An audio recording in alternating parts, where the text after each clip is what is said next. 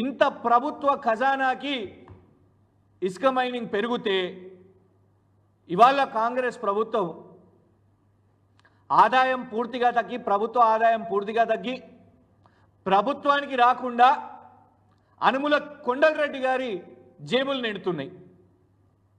సూటిగా శాండ్ రీచ్ల నుంచి వెళ్తున్నాయి ఇవాళ జీరోలు, ఓవర్లోడింగ్లు. ప్రభుత్వానికి గండి కొడుతూ అనుముల కొండలరెడ్డి జేబులు నింపుతున్నారు.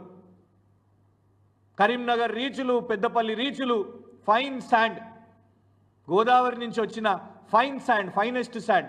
గతంలో కేసీఆర్ గారి ప్రభుత్వంలో ఎప్పుడు చూసినా 365 రోజులు నీళ్ళే. కాళేశ్వరం పూర్తయిన తర్వాత ఎప్పుడు నీళ్ళే. అయినా కూడా ఆదాయం 800 కోట్ల పైన ప్రభుత్వ ఆదాయం. కానీ ఇవాళ కాంగ్రెస్ ప్రభుత్వం వచ్చినప్పటి నుంచి నీళ్లు కూడా కనబడతలేవు. ఇవాళ నీళ్లు లిఫ్ట్ చేస్తలేరు, నీళ్లు పారిస్తలేరు, ఆ ఇసుక కూడా లేపుతలేరు.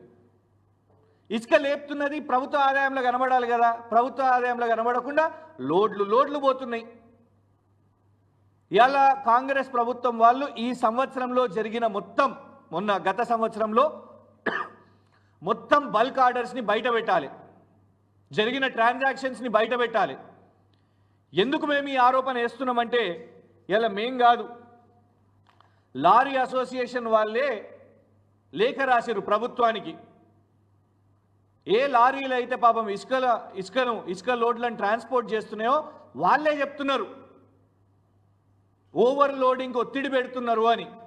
కాంట్రాక్టర్లు, ప్రభుత్వం, మరి అధికారుల, ప్రభుత్వంలో ఉన్న రాజకీయ నాయకుల, లేకుంటే నామినేటెడ్ పదవులు పొందిన వాళ్ళు సమాధానం చెప్పాలి. దీనికి ముఖ్యమంత్రి సమాధానం చెప్పాలి. ఎందుకంటే ఈ లారీ అసోసియేషన్ రాయగానే మరుసటి దినం రివ్యూ మీటింగ్ పెట్టారు.